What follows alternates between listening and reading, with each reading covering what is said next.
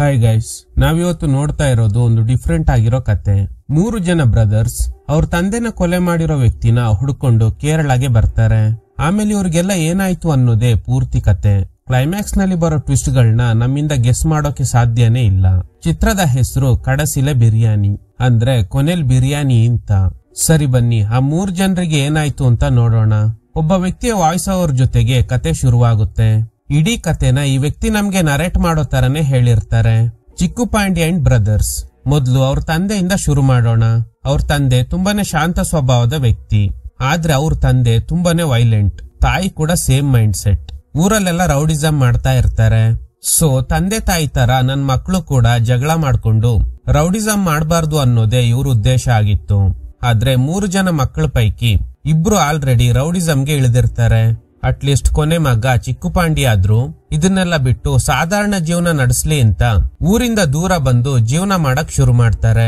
Violence ಅಲ್ಲೇ ಜೀವನ ಮಾಡ್ತಿರೋ ತಾತ ಅಣ್ಣಂದಿರ್ನ ಬಿಟ್ಟು ಚಿಕ್ಕು ಪಾಂಡಿ ದೂರಲ್ಲಿ ಜೀವನ ಮಾಡ್ತಾ ಇದ್ದಾನೆ. ಆದ್ರೆ ಒಂದಿನ ಅನ್ಫಾರ್ಚುನೇಟ್ಲಿ ಅವ್ರ ತಂದೆನ ಯಾರೋ ಒಬ್ಬ ಕೊಲೆ ಮಾಡ್ಬಿಡ್ತಾನೆ. ಈ ವಿಷಯನ ತಿಳ್ಕೊಂಡಿದ್ದ ಚಿಕ್ಕು ಪಾಂಡಿಯ 2 ಅಣ್ಣಂದ್ರು ಇವನಿರೋ ಹಾಸ್ಟೆಲ್ಗೆ ಬರ್ತಾರೆ. ಹೇಗಾದ್ರೂ ತಂದೆನ್ ಕೊಂದ ವ್ಯಕ್ತಿನ ಹುಡುಕಿ ಸಾಯಿಸ್ಲೇಬೇಕು ಅಂತ. ಇವ್ರ ಅಮ್ಮನೇ ಇವರಿಗೆಲ್ಲ ಪ್ರವೋಕ್ ಮಾಡಿ ಕಳ್ಸಿರ್ತಾರೆ, ನಿಮ್ ತಂದೆನ್ ಕೊಂದವನ್ನ ಜೀವಂತವಾಗಿ ಬಿಡಬೇಡಿ ಅಂತ. ಸೊ 3 ಜನ ಸೇರಿ ಅವನ್ನ ಕೊಲ್ಬೇಕು ಅನ್ನೋದೇ ಇವ್ರ ಉದ್ದೇಶ. ಆದ್ರೆ ಚಿಕ್ಕು ಪಾಂಡಿಗೆ ಜಗಳ ಅಂದ್ರೆ ಭಯ. ಇನ್ನು ಇವನ್ ಬ್ರದರ್ಸ್ ಹೆಸರು ಪೆರಿಯ ಪಾಂಡಿ, ಇನ್ನೊಬ್ಬ ಇಲಾ ಪಾಂಡಿ. 3ನೇ ಅವನೇ ಈ ಚಿಕ್ಕು ಪಾಂಡಿ. ಕೊನೆಗೂ ಇವ್ರ ಅಪ್ಪನ್ ಕೊಂದವನಿರೋ ಜಾಗನ ಕಂಡು ಹಿಡಿದ್ಬಿಟ್ರು. 60 ಎಕರೆ ರಬ್ಬರ್ ತೋಟದ ಮಧ್ಯೆ ಅವನ್ ಮನೆ ಇದೆ. ಕಾಮನ್ ಆಗಿ ರಬ್ಬರ್ ತೋಟಕ್ಕೆ ಜನ ಕೆಲಸ ಮಾಡೋದಕ್ಕೆ 2 ದಿನಕ್ಕೆ ಒಂದ್ಸಲ ಮಾತ್ರ ಬರ್ತಾರೆ. ಯಾವಾಗ ಜನ ಬರಲ್ವೋ ಅದೇ ದಿನ ಅವನ್ನ ಕೊಲ್ಲೋ ನಿರ್ಧಾರ ಮಾಡ್ತಾರೆ. ಹೇಗೋ ಈ ಆಪರೇಷನ್ಗೆ ಚಿಕ್ಕು ಪಾಂಡಿನ ಒಪ್ಪಿಸ್ತಾರೆ. ಫಸ್ಟ್ ಆ ವ್ಯಕ್ತಿನ ಫಾಲೋ ಮಾಡ್ತಾರೆ. ಅಂದ ಹಾಗೆ ಇವ್ರ ತಂದೆನ ಕೊಂದಿರೋ ವ್ಯಕ್ತಿ ಹೆಸರು ಸತ್ಯನ್. ಅವ್ರ ಇಡೀ ಫ್ಯಾಮಿಲಿ ಬಗ್ಗೆ ತಿಳ್ಕೊತಾರೆ. ಆದ್ರೆ ಚಿಕ್ಕು ಪಾಂಡಿಗೆ ವೈಲೆನ್ಸ್ ಅಂದ್ರೆ ಆಗೋದೇ ಇಲ್ಲ. ಅದಕ್ಕೆ ನಾನು ಈ ಆಪರೇಷನ್ಗೆ ಕೈ ಜೋಡ್ಸಲ್ಲ ಅಂತ ಎಸ್ಕೇಪ್ ಆಗೋದಕ್ಕೆ ಟ್ರೈ ಮಾಡ್ತಾನೆ. ಆದ್ರೆ ಇದನ್ನ ಹೇಗೋ ತಿಳ್ಕೊಂಡಿದ್ದ ಪೆರಿಯ ಪಾಂಡಿ ಬಸ್ ನಿಲ್ಸಿ ಇವನ್ನ ಓಡಿಸ್ಕೊಂಡು ಹೋಗ್ತಾನೆ. ಆದ್ರೆ ತುಂಬಾ ದೂರ ಓಡೋಕಾಗ್ದೆ ಕೊನೆಗೂ ಸಿಗಾಕೊತಾನೆ. ಪದೇ ಪದೇ ಇವ್ರ ತಾಯಿ ಬೇರೆ ಕಾಲ್ ಮಾಡಿ ನಿಮ್ ತಂದೆನ್ ಕೊಂದವನ್ನ ಸಾಯಿಸದೆ ಬರ್ಬೇಡಿ ಅಂತ ಪ್ರವೋಕ್ ಮಾಡ್ತಾ ಇದ್ದಾರೆ. ಚಿಕ್ಕು ಪಾಂಡಿ ತಪ್ಸ್ಕೊಳ್ಳೋದಕ್ಕೆ ಟ್ರೈ ಮಾಡಿದ ವಿಷಯನ ಇವನು ಅವ್ರ ತಾಯಿಗೆ ಹೇಳಿದ್ರಿಂದ ಅವರು ಚಿಕ್ಕು ಪಾಂಡಿಗೆ ಕಾಲ್ ಮಾಡಿ ಬೈತಾ ಇದ್ದಾರೆ. ನಿಮ್ ತಂದೆನ್ ಕೊಂದವನ್ನ ಸಾಯಿಸೋದಕ್ಕೋಸ್ಕರನೇ ನಿಮ್ ಅಣ್ಣಂದ್ರು ಬಂದಿರೋದು, ನೀನ್ ಅವ್ರಿಗೆ ಸಹಾಯ ಮಾಡ್ಬೇಕು, ಇಲ್ಲ ಅಂದ್ರೆ ಸತ್ತೋಗು ಅಂತ. ಅಂದ್ರೆ ದ್ವೇಷ ಅನ್ನೋದು ಇವರಿಗೆಲ್ಲ ನೆತ್ತಿಗೆ ಹತ್ತು ಬಿಟ್ಟಿದೆ. ಪೆರಿಯ ಪಾಂಡಿ ಚಿಕ್ಕು ಪಾಂಡಿಗೆ ಹೇಳ್ತಿರೋ ಪ್ರಕಾರ, ಅಪ್ಪ ನಾವೆಲ್ಲ ಚಿಕ್ಕವರಿದ್ದಾಗ್ಲೇ ನಿನ್ನ ನಮ್ಮಿಂದ ದೂರ ಮಾಡ್ಬಿಟ್ರು. ಯಾಕಂದ್ರೆ ನಮ್ ತರನೇ ನೀನು ಕೂಡ ರೌಡಿಸಂಗೆ ಇಳಿಬಾರ್ದು ಅಂತ. ಆದ್ರೆ ನಾವಿಬ್ರು ತಾತನ್ ಜೊತೆನೆ ಬೆಳೆದಿದ್ರಿಂದ ಅವ್ರ ತರಾನೇ ರೌಡಿಸಂಗೆ ಇಳಿದ್ಬಿಟ್ವಿ. ಆದ್ರೆ ದಿನ ಕಳೆದಂತೆ ನಾವು ಮಾಡ್ತಿರೋದು ತಪ್ಪು ಅಂತ ಗೊತ್ತಾಯ್ತು. ಅದಕ್ಕೆ ರೌಡಿಸಂ ಬಿಟ್ಟು ನಾರ್ಮಲ್ ಜೀವನ ಮಾಡ್ತಾ ಇದ್ವಿ. ಆಗ್ಲೇ ಅಪ್ಪನ್ನ ಸತ್ಯನ್ ಅನ್ನೋ ವ್ಯಕ್ತಿ ಸಾಯಿಸ್ಬಿಟ್ಟ ಅನ್ನೋದು ಗೊತ್ತಾಯ್ತು. ಅವ್ರನ್ನ ಉಳ್ಸ್ಕೊಳ್ಳೋದಕ್ಕೆ ಟ್ರೈ ಮಾಡಿದ್ವಿ, ಆದ್ರೆ ಆಗ್ಲಿಲ್ಲ. ಸೊ ನೀನು ಚಿಕ್ಕವನಾಗಿದ್ರಿಂದ ಅದೆಲ್ಲ ನಿನ್ಗೆ ನೆನ್ಪಿಲ್ಲ ಅನ್ಸುತ್ತೆ. ಆಮೇಲೆ ನೀನು ಹಾಸ್ಟೆಲ್ ನಲ್ಲೇ ಬೆಳೆಯೋದಕ್ ಶುರು ಮಾಡಿದೆ. ಸೊ ತಂದೆನ್ ಕೊಂದವನ್ನ ಸಾಯಿಸೋದ್ರಲ್ಲಿ ತಪ್ಪೇನು ಇಲ್ಲ ಅಂತ. ಪ್ಲಾನ್ ಪ್ರಕಾರ ಇವತ್ತೇ ಸತ್ಯನ್ಗೆ ಮುಹೂರ್ತ ಫಿಕ್ಸ್ ಮಾಡಿದ್ದಾರೆ. ಪೆರಿಯ ಪಾಂಡಿ ವೈಫ್ ಕಾಲ್ ಮಾಡಿ ಇದೆಲ್ಲ ಬೇಡ, ಕೊಲೆ ಮಾಡಿದ್ರೆ ನೀವು ಸಿಗಾಕೋತೀರಾ ಅಂತ ಹೇಳ್ತಾರೆ. ಆದ್ರೆ ಇವನು ಅವಳ ಮಾತನ್ನ ಕೇಳೋದಕ್ ರೆಡಿನೇ ಇಲ್ಲ. ಸತ್ಯನ್ ಮನೆ ಹತ್ರ ಹೋದಾಗ ಇವ್ರು ಗೆಸ್ ಮಾಡ್ದಂಗೆ ಅವ್ರ ಮನೇಲೇ ಇದ್ದಾರೆ. ಸತ್ಯನ್ಗೆ ಜಾನ್ ಅನ್ನುವ ಮಗ ಇದ್ದಾನೆ. ಇವನಿರೋ ವಿಷಯ ಗೊತ್ತಿದ್ರೆ ಖಂಡಿತ ಇವ್ರು ಇವತ್ತು ಸತ್ಯನ್ನ ಕೊಲ್ಲೋದಕ್ಕೆ ಬರ್ತಾನೆ ಇರ್ಲಿಲ್ಲ. ಯಾಕೆ ಗೊತ್ತಾ, ಜಾನ್ ಒಬ್ಬ ಸೈಕೋ. ಅವನು ಎರ್ನಾಕುಲಂನಲ್ಲಿ ಇದ್ದಾನೆ ಅಂತ ಗೆಸ್ ಮಾಡಿನೇ ಇವತ್ತು ಸತ್ಯನ್ಗೆ ಮುಹೂರ್ತ ಫಿಕ್ಸ್ ಮಾಡಿರ್ತಾರೆ. ಈಗ ಇವರು ಜಾನ್ ಬಗ್ಗೆ ಚಿಕ್ಕು ಪಾಂಡಿಗೆ ಹೇಳ್ತಾರೆ. ಜಾನ್ ಒಬ್ಬ ಡ್ರಗ್ ಅಡಿಕ್ಟ್. ಇವನು ಮನೇಲಿ ಇದ್ದಾನೆ ಅಂತ ಗೊತ್ತಾದ್ರೆ ಇವ್ರ ರಬ್ಬರ್ ತೋಟಕ್ಕೆ ಕೆಲ್ಸಕ್ಕೂ ಯಾರು ಬರಲ್ಲ. ಅದಕ್ಕೇನೆ ಇವತ್ತು ಯಾರು ಕೆಲ್ಸಕ್ ಬಂದಿಲ್ಲ. ಅವನಿಗೆ ಟಾರ್ಚರ್ ಮಾಡೋದಂದ್ರೆ ತುಂಬಾನೇ ಇಷ್ಟ. ಬೆರಳು ಕಟ್ ಮಾಡೋದು, ನಾಲ್ಗೆ ಕತ್ತರಿಸಿ ಬೇಕಾದ ಕಡೆ ತುರ್ಕಿಡೋದು, ಹೀಗೆಲ್ಲ ಮಾಡ್ತಾನೆ. ಅದಕ್ಕೆ ಅವ್ರ ತಂದೆ ಇವನಿಂದ ಜನರಿಗೆ ತೊಂದರೆ ಆಗುತ್ತೆ ಅಂತ ದೂರಲ್ಲಿ ಬಿಟ್ಟಿದ್ರು. ಅವನಿಗೆ ಡೈರೆಕ್ಟರ್ ಆಗ್ಬೇಕು ಅನ್ನೋ ಆಸೆ ಇತ್ತು. ಅದಕ್ಕೆ ಒಂದಿನ ಏನ್ ಮಾಡಿದ್ದಾನೆ ಗೊತ್ತಾ, ಸೀನ್ ರಿಯಲಿಸ್ಟಿಕ್ ಆಗಿ ಬರ್ಬೇಕು ಅಂತ 3 ಜನರಿಗೆ ಬೆಂಕಿ ಹಚ್ಚಿ ಸಾಯಿಸ್ಬಿಟ್ಟ. ಇವನೊಬ್ಬ ನರರೂಪದ ರಾಕ್ಷಸ ಅಂತ. ಇದನ್ ಕೇಳಿ ಚಿಕ್ಕು ಪಾಂಡಿಗೆ ಜೀವ ಬಾಯಿಗೆ ಬಂದಿದೆ. ಜಾನ್ ಗೌರವ ಕೊಡೋದು ಅವ್ರ ತಾಯಿಗೆ ಮಾತ್ರ. ಇಡೀ ಪೊಲೀಸ್ ಡಿಪಾರ್ಟ್ಮೆಂಟ್ ನ ಇವನ್ ಕಂಟ್ರೋಲ್ ಅಲ್ಲಿ ಇಟ್ಕೊಂಡಿದ್ದಾನೆ. ಪೊಲಿಟಿಕಲ್ ಬ್ಯಾಕ್ ಗ್ರೌಂಡ್ ಬೇರೆ ಇರೋದ್ರಿಂದ ಇವನ್ನ ಯಾರಿಂದನೂ ಏನು ಮಾಡಕ್ ಆಗಲ್ಲ. ಚಿಕ್ಕು ಪಾಂಡಿ ತುಂಬಾನೇ ಹೆದರಿರೋದ್ರಿಂದ ಹೋಗೋಣ ಅಂದಾಗ ಇಲಾ ಪಾಂಡಿ ಹೇಳ್ತಾನೆ ಇವನಿಗೆ ಅವ್ರ ತಂದೆನ ಅಳ್ಸೋದಂದ್ರೆ ತುಂಬಾನೇ ಇಷ್ಟ. ರೊಚ್ಚಿಗೆದ್ದು ಇವನೇ ಸತ್ಯನ್ನ ಕೊಂದು ಬಿಟ್ರೆ ನಮ್ಗೇನು ಕೆಲ್ಸನೇ ಇರಲ್ಲ, ಸೊ ಸ್ವಲ್ಪ ವೇಟ್ ಮಾಡೋಣ ಅಂತ. ಇಲ್ಲಿ ಅಪ್ಪ ಮಗನ ನಡುವೆ ಜಗಳ ಶುರುವಾಗಿದೆ. ಜಾನ್ ಹೇಳ್ತಾನೆ ನಾನ್ ಇವತ್ತು ನಿಮ್ಗೆ ಒಂದು ವಿಷಯನ ಹೇಳ್ಬೇಕು ಅಂತ. ಜಾನ್ ಹೇಳ್ತಿರೋ ಪ್ರಕಾರ ಇವನು 7ನೇ ಕ್ಲಾಸ್ ಓದ್ತಾ ಇರುವಾಗ ಯೂನಿಫಾರ್ಮ್ ಸಿಕ್ಕಿದ ಖುಷಿಗೆ ಮನೆಗ್ ಬಂದಿರ್ತಾನೆ. ಆಗ ಸತ್ಯನ್ ಮನೇಲಿರಲ್ಲ. ಯಾವಾಗ ನೋಡಿದ್ರು ಸತ್ಯನ್ ತೋಟದಲ್ಲಿದ್ದ ಇಲ್ಲ ಅಂದ್ರೆ ಹೊರಗಡೆ ಹೋಗಿದ್ದಾರೆ ಅಂತ ತುಂಬಾ ಸಲ ಇವ್ರ ತಾಯಿ ಹೇಳ್ತಿದ್ರು. ಡೌಟ್ ಬಂದು ಒಂದಿನ ಸತ್ಯನ್ನ ಫಾಲೋ ಮಾಡಿದಾಗ ಇವ್ರು ಯಾವ್ದೋ ಲೇಡಿ ಜೊತೆ ಅಫೇರ್ ಇಟ್ಕೊಂಡಿರೋದು ಗೊತ್ತಾಗಿದೆ. ಈ ವಿಷಯ ಇವನ್ ತಾಯಿಗೂ ಗೊತ್ತಾಗಿ ಅಳ್ತಾ ಇರೋದ್ ನೋಡಿ ಇವನಿಂದ ಸುಮ್ನೆ ಇರಕ್ ಆಗ್ಲಿಲ್ಲ. ಟ್ರಿಗರ್ ಆಗಿದ್ದ ಜಾನ್ ಆ ಲೇಡಿ ಹೊಟ್ಟೆಗೆ ಚುಚ್ಚಿ ಸಾಯಿಸ್ಬಿಟ್ಟಿದ್ದಾನೆ. ಇದ್ರಿಂದ ಸತ್ಯನ್ ಅಳ್ತಿರೋದ್ ನೋಡಿ ಇವನಿಗೆ ತುಂಬಾನೇ ಖುಷಿಯಾಗಿದೆ. ಇವನೇ ಕೊಂದಿರೋದು ಅಂತ ಇವನ್ ತಾಯಿಗೆ ಮಾತ್ರ ಗೊತ್ತಿತ್ತು, ಬೇರೆ ಯಾರಿಗೂ ಗೊತ್ತಿರ್ಲಿಲ್ಲ. ಇನ್ನು ಇವ್ರು ಯಾರಿಗೂ ಗೊತ್ತಿಲ್ಲದೆ ಇರೋ ಇನ್ನೊಂದು ವಿಷಯನ ಹೇಳ್ತಾನೆ. ಅದೇನಂದ್ರೆ ಸತ್ಯನ ಅಫೇರ್ ಇಟ್ಕೊಂಡಿದ್ದ ಲೇಡಿಗೆ ಒಬ್ಬ ಮಗ ಇದ್ದ. ಕೊನೆಗೂ ಅವನ್ನ ಹುಡುಕಿ ವಿಚಾರಿಸಿದಾಗ ಅವನು ಸತ್ಯನ್ಗೆನೆ ಹುಟ್ಟಿರೋದು ಅಂತ ಗೊತ್ತಾಗಿದೆ. ಆಮೇಲೆ ಫಿಲ್ಮ್ ಶೂಟಿಂಗ್ ಮಾಡ್ತಾ ಇದ್ದೀನಿ, ನಿನಗೊಂದು ಕ್ಯಾರೆಕ್ಟರ್ ಇದೆ ಅಂತ ಅವನ್ನ ಕರ್ಸ್ಕೊಂಡು ಅವನಿಗೆ ಡೌಟ್ ಬರ್ದೇ ಇರ್ಲಿ ಅಂತ ಅವನ್ ಜೊತೆಗೆ ಇನ್ನಿಬ್ಬರನ್ನ ಕೂಡ ಸೇರಿಸಿ ಸೀನ್ ರಿಯಲಿಸ್ಟಿಕ್ ಆಗಿ ಬರ್ಬೇಕು, ನಿಮ್ಗೆಲ್ಲ ಸೇಫ್ಟಿ ಇರುತ್ತೆ ಅಂತ ನಂಬಿಸಿ 3 ಜನಕ್ಕೂ ಬೆಂಕಿ ಹಚ್ಚಿ ಸಾಯಿಸ್ಬಿಟ್ಟಿದ್ದಾನೆ. ಸೊ ಇವನ್ ಉದ್ದೇಶ ಇದ್ದಿದ್ದು ತಂದೆ ಅಫೇರ್ ಇಟ್ಕೊಂಡು ಹುಟ್ಟಿರೋ ಮಗನ್ನ ಸಾಯಿಸ್ಬೇಕು ಅಂತ. ಒಬ್ಬನ್ನೇ ಕರ್ಸ್ಕೊಂಡು ಶೂಟಿಂಗ್ ಇದೆ ಅಂದ್ರೆ ಅವನಿಗೆ ಡೌಟ್ ಬರುತ್ತೆ ಅಲ್ವಾ. ಅದಕ್ಕೆ ಒಬ್ಬ ಡೈರೆಕ್ಟರ್ ನ ಹೆದರ್ಸಿ ಈ ಸೀನ್ ನ ರಿಯಲಿಸ್ಟಿಕ್ ಆಗಿ ಶೂಟ್ ಮಾಡ್ಬೇಕು ಅಂತ ಇನ್ನಿಬ್ಬರನ್ನ ಅರೇಂಜ್ ಮಾಡಿ ಟೋಟಲ್ 3 ಜನಕ್ಕೆ ಬೆಂಕಿ ಹಚ್ಚಿ ಸಾಯಿಸ್ಬಿಟ್ಟಿದ್ದಾನೆ. ಸತ್ಯನ್ಗೆ ಅವನಂದ್ರೆ ತುಂಬಾನೇ ಇಷ್ಟ ಅಂತ ತಿಳ್ಕೊಂಡಿದ್ದ ಜಾನ್ ಈ ಕೆಲಸ ಮಾಡಿದ್ದಾನೆ. ಯಾಕಂದ್ರೆ ಅವಾಗ್ಲೇ ಹೇಳ್ದಂಗೆ ಇವನಿಗೆ ಅವ್ರ ಅಪ್ಪ ಅಳೋದಂದ್ರೆ ತುಂಬಾನೇ ಇಷ್ಟ. ಇದನ್ನೆಲ್ಲ ಹೊರಗಡೆಯಿಂದ ಕೇಳಿಸ್ಕೊತಾ ಇರೋ ಈ 3 ಜನಕ್ಕೆ ತುಂಬಾನೇ ಭಯ ಆಗುತ್ತೆ. ಇವರಿಗೆಲ್ಲ ಜಾನ್ 3 ಜನರನ್ನ ಸಾಯಿಸಿದ್ದಾನೆ ಅಂತ ಗೊತ್ತಿತ್ತು. ಆದ್ರೆ ಸತ್ಯನ ಅಫೇರ್ ಇಟ್ಕೊಂಡಿರೋ ಲೇಡಿ ಮಗನ್ನ ಸಾಯಿಸೋದಕ್ಕೋಸ್ಕರನೇ ಆ ಹುಡುಗನ್ ಜೊತೆಗೆ ಇನ್ನಿಬ್ಬರಿಗೆ ಬೆಂಕಿ ಹಚ್ಚಿದ್ದಾನೆ ಅನ್ನೋದು ಈಗಷ್ಟೇ ಗೊತ್ತಾಗಿದೆ. ಜಾನ್ ಇಷ್ಟು ವಿಷಯನ ಹೇಳಿ ರೆಸ್ಟ್ ರೂಮ್ಗೆ ಹೋಗ್ತಾನೆ. ಇದೇ ಸರಿಯಾದ ಸಮಯ ಅಂತ ಪೆರಿಯ ಪಾಂಡಿ ಒಳಗಡೆ ನುಗ್ಗಿ ಜಾನ್ ಇರೋ ಟಾಯ್ಲೆಟ್ ರೂಮ್ ಡೋರ್ ನ ಲಾಕ್ ಮಾಡ್ತಾನೆ. ಪೆರಿಯ ಪಾಂಡಿ ಪ್ಲಾನ್ ಏನಂದ್ರೆ ಇವತ್ತು ಕೆಲ್ಸದವ್ರು ಯಾರು ಬಂದಿಲ್ಲ. ಜಾನ್ಗೆ ಹೆದ್ರಿ ಈ ಅವಕಾಶನ ಮಿಸ್ ಮಾಡ್ಕೊಂಡ್ರೆ ಸತ್ಯನ್ನ ಕೊಲ್ಲೋದು ತುಂಬಾನೇ ಕಷ್ಟ. ಹೇಗೂ ಜಾನ್ ಹೋಗಿರೋ ಟಾಯ್ಲೆಟ್ ರೂಮ್ ಡೋರ್ ನ ಔಟ್ಸೈಡ್ ಇಂದ ಲಾಕ್ ಮಾಡಿರೋದ್ರಿಂದ ಸತ್ಯನ ಕಿಡ್ನಾಪ್ ಮಾಡಿ ಎತ್ಕೊಂಡು ಹೋಗ್ಬೇಕು. ಅವ್ರ ವೈಫ್ ಬೇರೆ ರೂಮ್ ನಲ್ಲಿ ಇದ್ದಾರೆ, ಸತ್ಯ ಇನ್ನೊಂದು ರೂಮ್ ನಲ್ಲಿ ಕೂತ್ಕೊಂಡು ಅಳ್ತಾ ಇದ್ದಾರೆ. ಸೊ ಇದೇ ಒಳ್ಳೆ ಅವಕಾಶ ಅಂತ 3 ಜನ ಒಳಗಡೆ ನುಗ್ಗಿ ಸೌಂಡ್ ಮಾಡಿದ್ರೆ ಸಾಯಿಸ್ಬಿಡ್ತೀನಿ ಅಂತ ಹೆದರ್ಸ್ತಾರೆ. ಟ್ವಿಸ್ಟ್ ಏನಂದ್ರೆ ಜಾನ್ ಟಾಯ್ಲೆಟ್ ರೂಮ್ ಇಂದ ಹೊರಗಡೆ ಬರ್ತಾನೆ. ಯಾಕಂದ್ರೆ ಪೆರಿಯ ಪಾಂಡಿ ಲಾಕ್ ಮಾಡಿರೋದು ಇನ್ನೊಂದು ಟಾಯ್ಲೆಟ್ ರೂಮ್ ನ ಡೋರ್. ಅದ್ರೊಳಗಡೆನೆ ಸಾಂಗ್ ಕೇಳ್ತಾ ಇರೋದ್ರಿಂದ ಇದ್ರಲ್ಲೇ ಜಾನ್ ಇದ್ದಾನೆ ಅಂತ ಲಾಕ್ ಮಾಡಿ ಬಂದಿರ್ತಾನೆ. ಆದ್ರೆ ಅವನು ಪೆರಿಯ ಪಾಂಡಿ ಲಾಕ್ ಮಾಡಿದ್ದ ಟಾಯ್ಲೆಟ್ ರೂಮ್ ನಲ್ಲಿ ಇದಕ್ಕೂ ಮುಂಚೆ ಸ್ನಾನಕ್ಕೆ ಹೋದಾಗ ಸಾಂಗ್ ಆನ್ ಮಾಡಿ ಬಂದಿರ್ತಾನೆ. 2ನೇ ಸಲ ಅವ್ರ ತಂದೆ ತಾಯಿಗೆ ಅವ್ನ್ ಮಾಡಿರೋ ಕ್ರೈಮ್ ಬಗ್ಗೆ ಹೇಳಿ ಮತ್ತೆ ರೆಸ್ಟ್ ರೂಮ್ಗೆ ಹೋದಾಗ ಡ್ರಗ್ಸ್ ಮತ್ತಲ್ಲಿ ಇನ್ನೊಂದು ರೆಸ್ಟ್ ರೂಮ್ ಒಳಗಡೆ ಹೋಗಿರ್ತಾನೆ. ಈಗ ಅವ್ನ್ ಬರ್ತಾ ಇರೋ ಶಬ್ದ ಕೇಳಿ ಇವರಿಗೆಲ್ಲ ಗಾಬರಿ ಆಗುತ್ತೆ. ಬಾಯ್ ಬಿಟ್ರೆ ಚುಚ್ಬಿಡ್ತೀನಿ ಅಂತ ಸತ್ಯನ್ ಬಾಯಿಗೆ ಚಾಕು ಇಟ್ಟು ಹೆದರ್ಸ್ತಾ ಇದ್ದಾರೆ. ಜಾನ್ ಅವನ್ ರೂಮ್ಗೆ ಹೋದ ತಕ್ಷಣ ಸತ್ಯನ್ ಬಾಯಿಗೆ ಬಟ್ಟೆ ತುರುಕಿ ಗೋಣಿ ಚೀಲದಲ್ಲಿ ಅವ್ರನ್ನ ಹಾಕೊಂಡು ಹೊರಗಡೆ ಬರ್ತಾರೆ. ಜಾನ್ ಬೇರೆ ರೂಮಲ್ಲಿ ಇದ್ದಾನೆ ಅನ್ನೋದು ಗೊತ್ತಾದ ತಕ್ಷಣ ಇಲಾ ಪಾಂಡಿ ಅವ್ರಿಗೆ ಕಾಲ್ ಮಾಡಿ ನಾನು ಮುಂದೆಯಿಂದ ಹೋಗ್ತೀನಿ, ನೀವಿಬ್ರು ಬ್ಯಾಕ್ ಸೈಡ್ ಇಂದ ಸತ್ಯನ್ನ ಎತ್ಕೊಂಡು ಕಾಡೊಳಗಡೆ ಹೋಗ್ಬಿಡಿ ಅಂತ. ಪ್ಲಾನ್ ಪ್ರಕಾರ ಅವರಿಬ್ರು ಬ್ಯಾಕ್ ಸೈಡ್ ಇಂದ ಹೊರಗಡೆ ಬರ್ತಾರೆ. ಆದ್ರೆ ಫ್ರಂಟ್ ಸೈಡ್ ಇಂದ ತೋಟದೊಳಗಡೆ ಹೋಗೋದಕ್ ಟ್ರೈ ಮಾಡ್ತಿದ್ದ ಇಲಾ ಪಾಂಡಿನ ಜಾನ್ ನೋಡ್ಬಿಡ್ತಾನೆ. ಫೋನಲ್ಲಿ ಮಾತಾಡ್ಕೊಂಡು ಹೋಗ್ತಿರೋದ್ರಿಂದ ಪೆರಿಯ ಪಾಂಡಿಗೂ ಗೊತ್ತಾಗುತ್ತೆ ತಮ್ಮ ಸಿಗಾಕೊಂಡಿದ್ದಾನೆ ಅಂತ. ತಮ್ಮ ಕಾಣೆ ಆಗ್ಬಿಟ್ಟ, ಈ ಕಡೆನೆ ಬಂದ, ಅದಕ್ಕೇನೆ ಹುಡ್ಕೊಂಡ್ ಬಂದೆ ಅಂತ ಹೇಗೋ ಮ್ಯಾನೇಜ್ ಮಾಡೋದಕ್ ಟ್ರೈ ಮಾಡ್ತಾನೆ. ಈ ಕಡೆ ಪೆರಿಯ ಪಾಂಡಿ ಈ ಮೂಟೆನೆ ಎತ್ಕೊಂಡು ಕಾಡೊಳಗಡೆ ಹೋಗು, ನಾನು ನಿಮ್ಮ ಅಣ್ಣನ್ನ ಸೇವ್ ಮಾಡಿ ಕರ್ಕೊಂಡ್ ಬರ್ತೀನಿ ಅಂತ. ಚಿಕ್ಕು ಪಾಂಡಿ ಸತ್ಯನ್ನ ಹೇಳ್ಕೊಂಡು ಹೋಗ್ತಾನೆ. ಇನ್ನು ಪೆರಿಯ ಪಾಂಡಿ ಏನೋ ಇನ್ನೂ ಸಿಕ್ಕಿಲ್ವಾ ಅಂತ ಡ್ರಾಮಾ ಮಾಡ್ತಾನೆ. ತಮ್ಮನಿಗೆ ದೆವ್ವ ಮೆಟ್ಕೊಂಡಿದೆ, ದೇವಸ್ಥಾನಕ್ಕೆ ಕರ್ಕೊಂಡು ಹೋಗ್ತಾ ಇದ್ವಿ, ಬರೋ ದಾರಿಯಲ್ಲಿ ಯೂರಿನ್ ಪಾಸ್ ಮಾಡ್ಬೇಕು ಅಂತ ಇಳಿದು ಈ ಕಡೆ ಓಡ್ ಬಂದ್ಬಿಟ್ಟ, ಅದಕ್ಕೇನೆ ಹುಡ್ಕೊಂಡ್ ಬಂದ್ವಿ ಅಂತ. ಅಷ್ಟ್ರಲ್ಲಿ ಚಿಕ್ಕು ಪಾಂಡಿ ಕಾಲ್ ಮಾಡ್ತಾನೆ ತಪ್ಸ್ಕೊಳ್ಳೋದಕ್ಕೆ ರೆಡಿಯಾಗಿ ಅಂತ. ಸೊ ಈಗ ಜಾನ್ಗೆ ಡೌಟ್ ಬರ್ದೇ ಇರೋ ತರ ನಡ್ಕೋಬೇಕು. ಅದಕ್ಕೆ ಪ್ಲಾನ್ ಮಾಡಿ ಅಲ್ಲಿಗೆ ಹೇಗ್ ಬಂದ, ನಾವಿಬ್ರು ಈ ಕಡೆ ಹುಡುಕ್ತಾ ಇದ್ವಿ, ಸರಿ ಇರಿ ಬರ್ತೀನಿ ಅಂತ ಕಾಲ್ ಕಟ್ ಮಾಡ್ತಾರೆ. ಜಾನ್ ಹೇಳ್ತಾನೆ ಓಕೆ ನಿಮ್ ತಮ್ಮ ಸಿಕ್ಬಿಟ್ಟ ಅಲ್ವಾ, ಹ್ಯಾಪಿ ತಾನೆ, ಸ್ವಲ್ಪ ಹೊತ್ತು ಇರಿ, ಟೀ ಎಲ್ಲ ಕುಡ್ಕೊಂಡು ಹೋಗ್ಬೋದು ಅಂತ. ನಮ್ಗೆ ಟೈಮ್ ಆಯ್ತು ಹೋಗ್ತೀವಿ ಅಂದಾಗ ಜಾನ್ಗೆ ಇವ್ರ ಮೇಲೆ ಡೌಟ್ ಶುರು ಆಗುತ್ತೆ. ಅಷ್ಟ್ರಲ್ಲಿ ಒಳಗಡೆ ಏನೋ ಶಬ್ದ ಕೇಳಿದ್ರಿಂದ ಜಾನ್ ಚೆಕ್ ಮಾಡೋದಕ್ಕೆ ಅಂತ ಹೋಗ್ತಾನೆ. ಆಕ್ಚುಲಿ ಅಣ್ಣಂದ್ರನ್ನ ಸೇವ್ ಮಾಡೋಕೆ ಚಿಕ್ಕು ಪಾಂಡಿನೇ ಈ ಪ್ಲಾನ್ ಮಾಡಿರ್ತಾನೆ. ಶಬ್ದ ಕೇಳಿ ಜಾನ್ ಮನೆ ಒಳಗಡೆ ಬಂದ ಗ್ಯಾಪ್ ನಲ್ಲಿ 3 ಜನ ಸತ್ಯನ ಎತ್ಕೊಂಡು ಕಾಡೊಳಗಡೆ ಹೋಗ್ತಾರೆ. ಜಾನ್ ಮತ್ತೆ ಹೊರಗಡೆ ಬಂದಾಗ ಅಲ್ಲಿ ಯಾರು ಇರಲ್ಲ. ಸೊ ಇವನು ಜಾಸ್ತಿ ಏನು ತಲೆ ಕೆಡಿಸ್ಕೊಳ್ದೆ ಡ್ರಿಂಕ್ಸ್ ಮಾಡ್ತಾ ಇದ್ದಾನೆ. ಇನ್ನು ಕಾಡೊಳಗಡೆ ಸತ್ಯನ ಹೇಳ್ಕೊಂಡ್ ಬಂದಿರೋ ಇವರು ಸರಿಯಾಗಿ ಹೊಡೆದು ಸಾಯಿಸ್ಬಿಡ್ತಾರೆ. ಆಕ್ಚುಲಿ ಪಾಂಡಿ ಬ್ರದರ್ಸ್ ನ ತಂದೆ ಬಡ್ಡಿ ವ್ಯವಹಾರ ಮಾಡ್ತಿದ್ರು. ಪಕ್ಕದಲ್ಲೇ ಸತ್ಯನ್ ಯಾವ್ದೋ ಇಲ್ಲಿಗಲ್ ಬಿಸ್ನೆಸ್ ಮಾಡ್ತಿದ್ರು. ಇಬ್ಬರ ನಡುವೆ ಜಗಳ ಆಗಿ ಸತ್ಯನ್ ಇವ್ರ ತಂದೆನ ಕೊಲೆ ಮಾಡಿರ್ತಾರೆ. ಸೊ ಈಗ ಸತ್ಯನ್ನ ಸಾಯಿಸಿ 3 ಜನ ಅಲ್ಲಿಂದ ಎಸ್ಕೇಪ್ ಆಗ್ತಾರೆ. ಈ ಕಡೆ ರೂಮ್ ನಲ್ಲಿ ಸತ್ಯನ್ ಕಾಣಿಸ್ತಾ ಇಲ್ಲ. ಅದಕ್ಕೆ ಜಾನ್ ಗೊತ್ತಿರೋ ರಿಲೇಟಿವ್ಸ್ ಮನೆಗೆಲ್ಲ ಹೋಗಿ ವಿಚಾರಿಸ್ತಾನೆ. ಇನ್ನು ಕಾಡಿಂದ ಓಡಿ ರೋಡಿಗೆ ಬಂದಿರೋ 3 ಜನ ಒಂದು ಗಾಡಿನ ಅಡ್ಡ ಹಾಕಿ ಲಿಫ್ಟ್ ಕೇಳ್ತಾರೆ. ಡ್ರೈವರ್ ಲಿಫ್ಟ್ ಕೊಡೋದಕ್ಕೆ ಒಪ್ಕೋತಾರೆ. ಆ ಗಾಡಿನಲ್ಲಿ ಒಂದು ಶವ ಪೆಟ್ಟಿಗೆ ಇದೆ.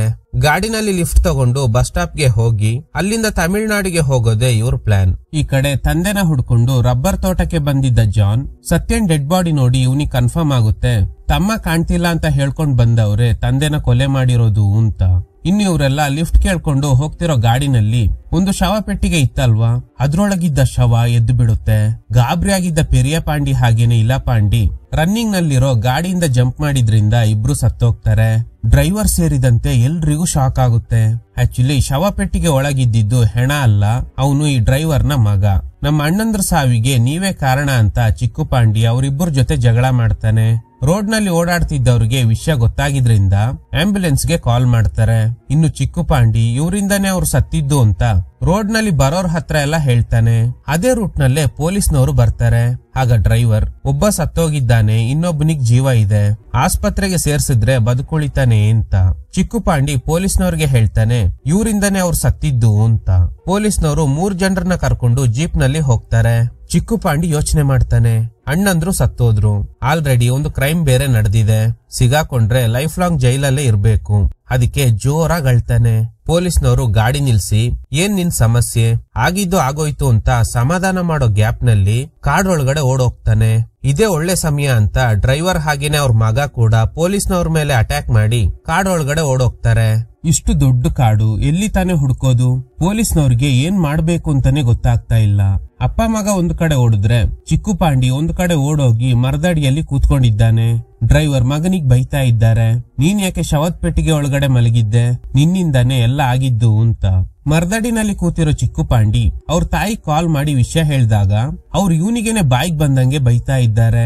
ಕೈಲಾಗ್ದಿರೋ ನಿನ್ನ ಅವ್ರ ಜೊತೆಲಿ ಕರ್ಕೊಂಡು ಹೋಗಿದ್ದಕ್ಕೇನೆ ಅವ್ರಿಬ್ರು ಸತ್ತೋದ್ರು ಅಂತ. ಟ್ರಿಗರ್ ಆಗಿದ್ದ ಚಿಕ್ಕು ಪಾಂಡಿ ನಿನ್ನಿಬ್ರು ಮಕ್ಕಳು ದೆವ್ವಕ್ಕೆ ಹೆದ್ರಿ ಸತ್ತೋದ್ರು ಅಂತ ಕಾಲ್ ಕಟ್ ಮಾಡಿ ಸಿಮ್ ನ ಬಿಸಾಡ್ತಾನೆ. ಪೊಲೀಸ್ನವರು ಅದೇ ರೂಟ್ ನಲ್ಲೇ ಇವರಿಗೋಸ್ಕರ ಹುಡುಕ್ತಾ ಇರೋದ್ರಿಂದ ಸದ್ಯಕ್ಕೆ ಕಾಡೊಳಗಡೆ ಇರೋದೇ ಸೇಫ್. ಇನ್ನು ಜಾನ್ ತಂದೆ ಡೆತ್ ವಿಷಯ ಹಾಗೇನೆ ತಂದೆನ ಕೊಂದವ್ರ ಬಗ್ಗೆ ಹೇಳಿದ್ರಿಂದ ಪೊಲೀಸ್ನವರು ಈ ಆಕ್ಸಿಡೆಂಟ್ ವಿಷಯನ ಹೇಳಿ ಸ್ಪಾಟ್ ಗೆ ಬರೋದಕ್ಕೆ ಹೇಳ್ತಾರೆ. ಜಾನ್ ಬಂದಾಗ ಆಕ್ಸಿಡೆಂಟ್ ಆದ್ಮೇಲೆ ಡ್ರೈವರ್ ಹಾಗೇನೆ ಅವ್ರ ಮಗ ಕಾಡೊಳಗಡೆ ಎಸ್ಕೇಪ್ ಆಗ್ಬಿಟ್ರು. ಹಾಗೇನೆ ಸತ್ತೋಗಿರೋ ಇಬ್ರಿಗೆ ಒಬ್ಬ ತಮ್ಮ ಇದ್ದಾನೆ, ಅವನು ಕೂಡ ಕಾಡೊಳಗಡೆ ಓಡೋಗ್ಬಿಟ್ಟ ಅಂತ. ಒಂದ್ ಆಂಬ್ಯುಲೆನ್ಸ್ ನ ಹತ್ತಿ ತಂದೆನ ಕೊಂದವ್ರದೇ ಡೆಡ್ ಬಾಡೀಸ್ ಅನ್ನೋದು ಗೊತ್ತಾದ್ಮೇಲೆ ಇಲಾಪಾಂಡಿಗೆ ಜೀವ ಇದೆ, ಪೆರಿಯ ಪಾಂಡಿ ಸತ್ತೋಗಿದ್ದಾನೆ. ಜಾನ್ ಇಲಾಪಾಂಡಿ ತಲೆಗೆ ಸ್ಕ್ರೂ ಡ್ರೈವರ್ ಇಂದ ಚುಚ್ಚಿ ಸಾಯಿಸ್ಬಿಡ್ತಾನೆ. ಜಾನ್ ಪವರ್ಫುಲ್ ವ್ಯಕ್ತಿ, ಪೊಲಿಟಿಕಲ್ ಬ್ಯಾಕ್ ಗ್ರೌಂಡ್ ಬೇರೆ ಇರೋದ್ರಿಂದ ಪೊಲೀಸ್ನವರು ಸೈಲೆಂಟ್ ಆಗಿದ್ದಾರೆ. ಇನ್ನು ಕಾಡೊಳಗಡೆ ಓಡ್ತಿದ್ದ ಅಪ್ಪ ಮಗ ಬೇರೆ ಬೇರೆ ಕಡೆ ಹೋಗ್ಬಿಟ್ರು. ಅದಕ್ಕೆ ಈಗ ಮಗ ಕಾಲ್ ಮಾಡ್ತಾನೆ, ಅಪ್ಪ ಎಲ್ಲಿದ್ಯಾ ಅಂತ. ಡ್ರೈವರ್ ಹೇಳ್ತಾರೆ, ನಾನು ತುಂಬಾನೇ ಹಿಂದೆ ಹೋಗಿ ನೋಡ್ದೆ, ಪೊಲೀಸ್ನವರು ನಾವೆಲ್ಲ ಓಡ್ ಬಂದ ಕಡೆನೆ ನಿಂತ್ಕೊಂಡಿದ್ದಾರೆ. ಲಾರಿ ಹೋಗಿದ್ ರೂಟ್ ನಲ್ಲಿ ಒಂದು ಟರ್ನ್ ಇದೆ, ಆ ಟರ್ನ್ ಹತ್ರ ಬಂದು ರೋಡ್ ನ ಕ್ರಾಸ್ ಮಾಡಿ ಈ ಕಡೆ ಬಂದು ನಿಂತ್ಕೋ, ನಾನು ಅದನ್ನ ತಗೊಂಡು ನೀನಿರೋ ಜಾಗಕ್ಕೆ ಬರ್ತೀನಿ ಅಂತ.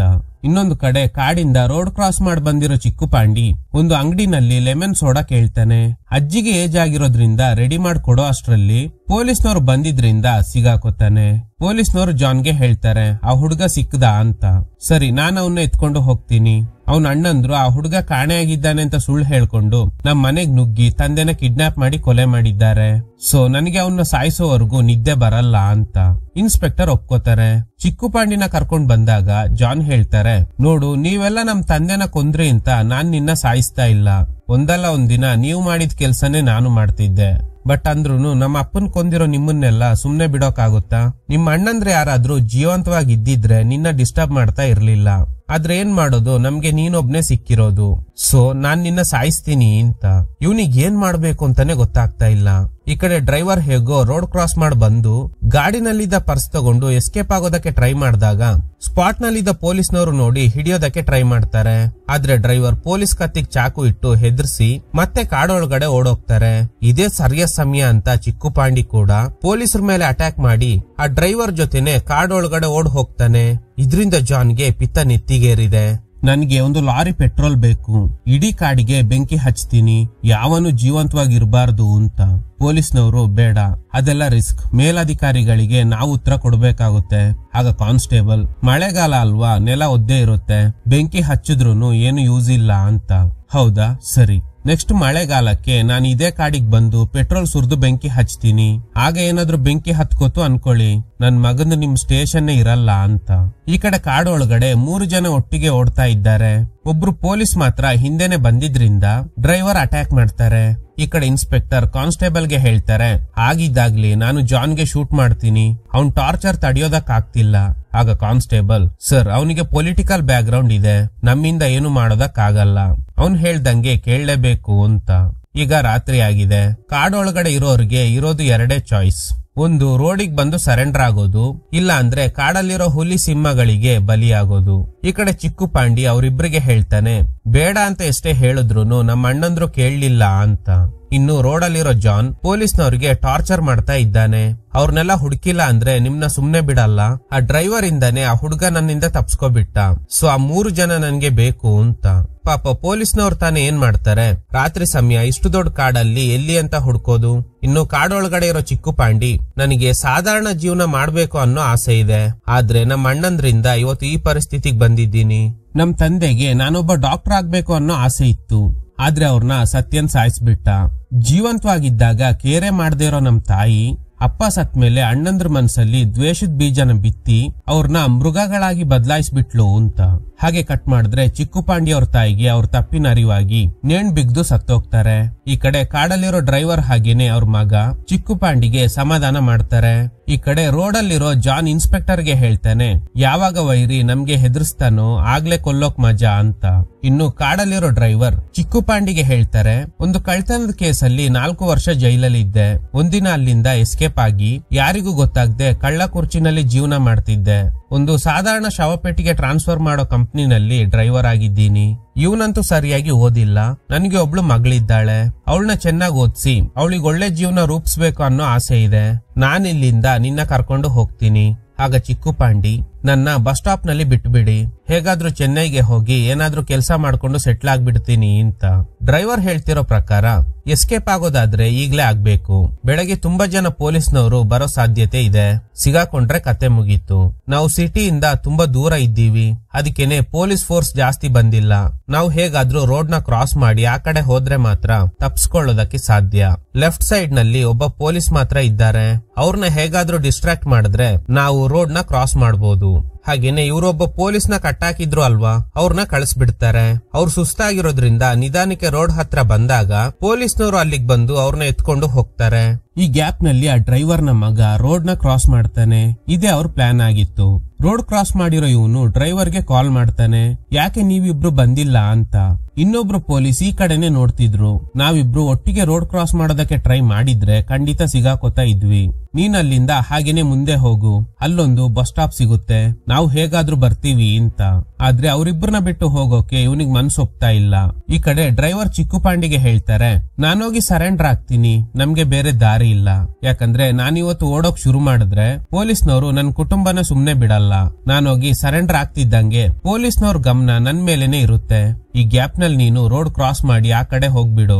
ಒನ್ಸ್ ರೋಡ್ ಕ್ರಾಸ್ ಮಾಡಿ ಕಾಡಲ್ಲೇ ಮುಂದೆ ಹೋದ್ರೆ ಅಲ್ಲೊಂದು ಬಸ್ ಸ್ಟಾಪ್ ಸಿಗುತ್ತೆ, ಅಲ್ಲಿಂದ ಚೆನ್ನೈಗೆ ಹೋಗು, ಸದ್ಯಕ್ಕೆ ಊರಿಗೆ ಹೋಗ್ಬೇಡ ಅಂತ. ಈ ಕಡೆ ರೋಡ್ ಅಲ್ಲಿರೋ ಜಾನ್ ಪೊಲೀಸ್ನವ್ರನ್ನ ಊಟಕ್ಕೆ ಕಳಿಸ್ತಾನೆ. ಇನ್ನು ಡ್ರೈವರ್ ರೋಡ್ ಹತ್ರ ಬರ್ತಾ ಇರುವಾಗ ಇನ್ನೊಂದು ವಿಷಯನ ಹೇಳ್ತಾರೆ, ಜೈಲಿಂದ ಬಂದ ಮೇಲೂ ನಾನು ಕದಿಯೋದ್ನ ಬಿಟ್ಟಿಲ್ಲ. ಒಂದಿನ ರಾತ್ರಿ ಸ್ಕೂಟರ್ ನಲ್ಲಿ ವಯಸ್ಸಾದ ಗಂಡ ಹೆಂಡತಿ ಬರ್ತಿದ್ರು. ನಾನು ಅವ್ರನ್ನ ಅಡ್ಡ ಹಾಕಿ ಚಾಕು ತೋರಿಸಿದ ತಕ್ಷಣ ಅವ್ರ ಹೆಂಡತಿಗೆ ಹಾರ್ಟ್ ಅಟ್ಯಾಕ್ ಆಗೋಯ್ತು. ಆಗ ಆ ವ್ಯಕ್ತಿ ಒಂದು ಪರ್ಸ್ನ ನನ್ ಕೈಗೆ ಕೊಟ್ಟು ಹೇಗಾದ್ರೂ ನನ್ ಹೆಂಡತಿನ ಕಾಪಾಡು ಅಂತ ರಿಕ್ವೆಸ್ಟ್ ಮಾಡಿದ್ರು. ನಾನು ಅವ್ರ ಸ್ಕೂಟರ್ ನಲ್ಲೇ ಹೋಗಿ ಒಂದು ಆಟೋನ ಕರ್ಕೊಂಡ್ ಬಂದು ಆಸ್ಪತ್ರೆಗೆ ಕಳಿಸ್ದೆ. ಆಮೇಲೆ ಅವ್ರಿಗೆ ಏನಾಯ್ತು ಅಂತ ಗೊತ್ತಿಲ್ಲ. ಆದ್ರೆ ಈ ಪರ್ಸ್ ಮಾತ್ರ ನನ್ನ ಹತ್ರನೇ ಉಳ್ಕೋತು. ಇದ್ರಲ್ಲಿ ಒಂದು 3,000 ಹಣ ಇದೆ. ಹಾಗೇನೆ ಒಂದು ಫ್ಯಾಮಿಲಿ ಫೋಟೋ ಕೂಡ ಇದೆ. ಅದ್ರಲ್ಲಿ ಅವ್ರ ಗಂಡ ಹೆಂಡತಿ ಹಾಗೇನೆ 2 ಮಕ್ಕಳಿದ್ದಾರೆ. ಆ ಫೋಟೋನಲ್ಲಿ ಇರೋ ತರನೇ ನನ್ಗೂ ಒಂದು ಕುಟುಂಬ ಇರ್ಬೇಕು ಅನ್ನೋ ಆಸೆ ಹುಟ್ಟಿತು. ಅವತ್ತಿಂದ ನನ್ನ ಕುಟುಂಬಕ್ಕೆ ಗೌರವ ಕೊಡೋದಕ್ ಶುರು ಮಾಡಿದೆ. ಇದುವರೆಗೂ ನಾನು ಇದ್ರಲ್ಲಿ 1 ರೂಪಾಯಿನೂ ಖರ್ಚು ಮಾಡಿಲ್ಲ. ಈ ಪರ್ಸ್ ಅಂದ್ರೆ ನಾನು ಎಮೋಷನಲ್ ಆಗ್ಬಿಡ್ತೀನಿ. ಅದಕ್ಕೇನೆ ರಿಸ್ಕ್ ಇದ್ರೂನು ಹೋಗಿ ಗಾಡಿಯಿಂದ ತಗೊಂಡ್ ಬಂದೆ. ಇನ್ನು ನನ್ ಮಗನಿಗೆ ನಾನ್ ಕಳ್ತನ ಮಾಡ್ತಿರೋದು ಈಗ ನಾನು ಹೇಳೋವರೆಗೂ ಗೊತ್ತಿರ್ಲಿಲ್ಲ. ಅಂದ್ರೂನು ಅವನಿಗೆ ಡೌಟ್ ಬಂದು ನನ್ನ ಫಾಲೋ ಮಾಡೋ ನೆಪದಲ್ಲಿ ಆ ಶವದ ಪೆಟ್ಟಿ ಒಳಗಡೆ ಮಲಗ್ಬಿಟ್ಟ.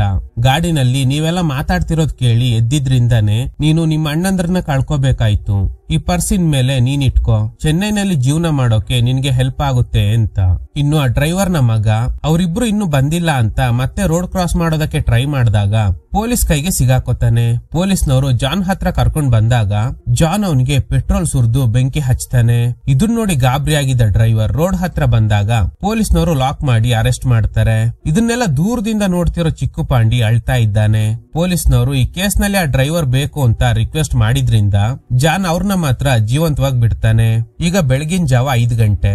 ಚಿಕ್ಕು ಪಾಂಡೆ ಡಿಸೈಡ್ ಮಾಡ್ತಾನೆ, ಸತ್ರು ಪರವಾಗಿಲ್ಲ, ಹೋರಾಡಿ ಸಾಯ್ತೀನಿ. ಅದು ಬಿಟ್ಟು ಹೇಡಿ ತರ ಜೀವ ಉಳಿಸ್ಕೊಂಡ್ರೆ ಅರ್ಥನೇ ಇರಲ್ಲ.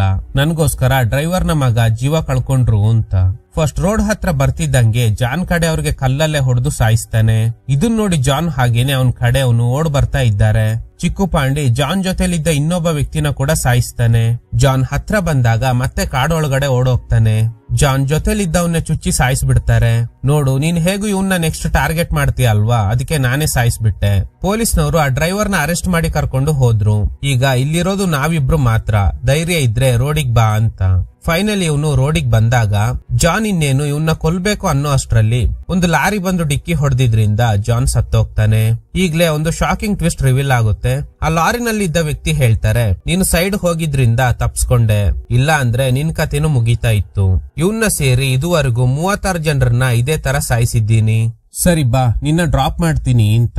ಇವನಿಗ್ ಮಾತೇ ಬರ್ತಿಲ್ಲ. ಅಂದ ಹಾಗೆ ಈ ವ್ಯಕ್ತಿ ಯಾರು ಗೊತ್ತಾ? ದೇವ್ರು. ಮೂವಿ ಸ್ಟಾರ್ಟಿಂಗ್ ನಲ್ಲಿ ಒಬ್ರು ವಾಯ್ಸ್ ಓವರ್ ಇಂದಾನೆ ಕತೆ ಶುರುವಾಗುತ್ತೆ ಅಂತ ಹೇಳಿದ್ದೆ. ಇಡೀ ಮೂವಿ ಮಧ್ಯ ಇವರೇ ನಮ್ಗೆ ಕತೆ ನರೇಟ್ ಮಾಡ್ತಿರೋ ತರ ತೋರ್ಸಿರ್ತಾರೆ. ಅಂದ್ರೆ ದೇವ್ರು ನಮ್ಗೆ ಚಿಕ್ಕುಪಾಡಿ ಲೈಫ್ ನಲ್ಲಿ ನಡೆದಿರೋ ಘಟನೆನ ನರೇಟ್ ಮಾಡಿರ್ತಾರೆ. ಈಗ ಅವನ್ನ ಚೆನ್ನೈಗೆ ಡ್ರಾಪ್ ಮಾಡಿದ್ಮೇಲೆ ಒಂದು ರೆಸ್ಟೋರೆಂಟ್ ನಲ್ಲಿ ಕೂತ್ಕೊಂಡು ಬಿರಿಯಾನಿ ತಿಂತಾನೆ. ಈಗ ನಿಮ್ಗೆ ಅರ್ಥ ಆಗಿರ್ಬೋದು ಯಾಕೆ ಈ ಮೂವಿಗೆ ಟೈಟ್ಲ್ ಇಟ್ಟಿದ್ದಾರೆ ಅಂತ.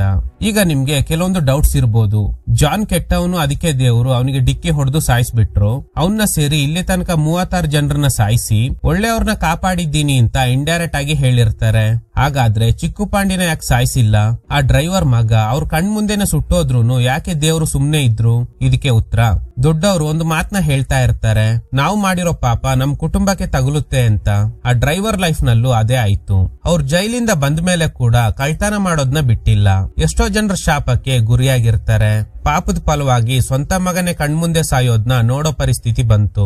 ಅದಕ್ಕೂ ಮುಂಚೆ ಆ ಡ್ರೈವರ್ ನ ಯೂಸ್ ಮಾಡ್ಕೊಂಡು ಇನ್ನಿಬ್ರು ಕೆಟ್ಟವ್ರನ್ನ ಸಾಯಿಸ್ಬೇಕಿತ್ತು. ಅದು ಯಾರಂದ್ರೆ ಚಿಕ್ಕು ಪಾಂಡಿ ಅವ್ರ ಅಣ್ಣಂದ್ರು. ಕ್ಲೈಮ್ಯಾಕ್ಸ್ ನಲ್ಲಿ ದೇವ್ರು ಹೇಳಿರ್ತಾರೆ, ನೀನ್ ದೂರ ಇದ್ದಿದ್ರಿಂದ ತಪ್ಸ್ಕೊಂಡೆ, ಇಲ್ಲ ಅಂದ್ರೆ ನಿನ್ ಕತೆ ಕೂಡ ಮುಗಿತಾ ಇತ್ತು ಅಂತ. ಅದ್ರ ಅರ್ಥ ಏನಂದ್ರೆ ಇವನ್ ಅಣ್ಣಂದ್ರು ಸತ್ಯನ ಕೊಲೆ ಮಾಡುವಾಗ ಇವನು ದೂರ ನಿಂತ್ಕೊಂಡಿರ್ತಾನೆ. ಇನ್ ಕೇಸ್ ಇವನು ಕೂಡ ಅವ್ರ ಜೊತೆ ಸೇರಿ ಸತ್ಯನ ಕೊಂದಿದ್ದಿದ್ರೆ ದೇವ್ರು ಇವನ್ನ ಕೂಡ ಸಾಯಿಸ್ಬಿಡ್ತಾ ಇದ್ರು. ನೋಡಿದ್ರ ದೇವ್ರು ಹೆಂಗೆಲ್ಲ ಪಾಪಿಗಳಿಗೆ ಶಿಕ್ಷೆ ಕೊಡ್ತಾರೆ ಅಂತ. 100% ನೀವ್ ಯಾರು ಕ್ಲೈಮ್ಯಾಕ್ಸ್ ನಲ್ಲಿ ಈ ತರದೊಂದು ಟ್ವಿಸ್ಟ್ ಇರುತ್ತೆ ಅಂತ ಗೆಸ್ ಮಾಡಿರೋದಕ್ಕೆ ಸಾಧ್ಯನೇ ಇಲ್ಲ. Okay guys, thanks for watching. ಈ ತರದ ಥ್ರಿಲ್ಲಿಂಗ್ ವಿಡಿಯೋಗಳಿಗಾಗಿ ನಮ್ ಸಿನಿಮಾ ಫ್ಯಾಕ್ಟ್ಸ್ ಚಾನೆಲ್ ನ